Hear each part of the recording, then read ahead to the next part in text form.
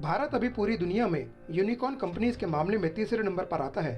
भारतीय unicorn startups जैसे कि जोमेटो, फ्लिपकार्ट, रेजरपे, जीरोधा जैसी कंपनियां अब भारत में फ्लैक्सिबल या मैनेज्ड ऑफिसेज या फिर को वर्किंग स्पेसेस से काम कर रही हैं।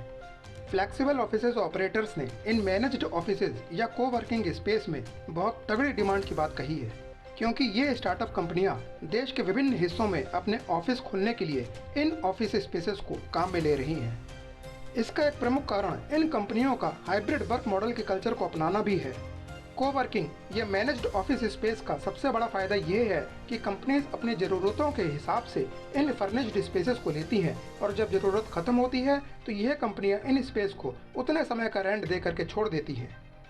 इसका सीधा सा अर्थ यह है कि इन कंपनीज को ऑफिस स्पेस लेते समय किसी लॉन्ग टर्म कमिटमेंट में नहीं बंधना पड़ता है। इन कोवर्किंग स्पेस या मैनेज्ड ऑफिस स्पेस का दूसरा सबसे बड़ा फायदा यह है कि इन कंपनीज को किसी सेटअप की चिंता नहीं होती है। मतलब कि यहाँ टेबल कुर्सी से लेकर के इंटरनेट तक पूरी तरह से पहले से ही मौजूद रहता है। अच्छी तरह से फंडेड स्टार्टअप्स जैसे कि बायजूस और अनअकैडमी ऐसे ही इंस्टेंट ऑफिसेज को बहुत तेजी के साथ ले रही हैं। वहीं दूसरी ओर एक प्रमुख यूनिकॉर्न स्टार्टअप मिंत्रा ने इन ऑफिस स्पेसेस के जरिए अपने क्षेत्र को लगभग दोगुना कर लिया है।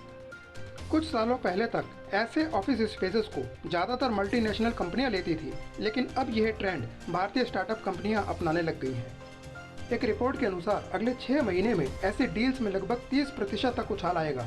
इस रिपोर्ट के अनुसार अगले 6 महीने में कई भारतीय स्टार्टअप्स जैसे कि fintech companies, education companies, gaming companies बड़ी संख्या में कई शहरों में ऐसे कोवर्किंग या मैनेज्ड ऑफिस स्पेस लेने के लिए आगे आएंगी।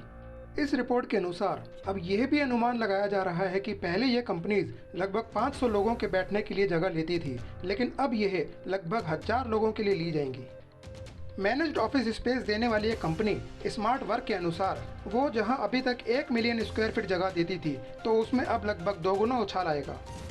ऐसे ही इकोसिस्टम के कारण भारत में 2022 में अभी सिर्फ 3 महीने में 14 यूनिकॉर्न्स बन चुके हैं। अब आप कमेंट सेक्शन में कमेंट करके यह बताएं कि भारत में अभी कितने यूनिकॉर्न कंपनीज हैं और यूनिकॉर्न कंपनीज के मामले में भारत दुनिया में पहले नंबर पर कब तक आ सकता है।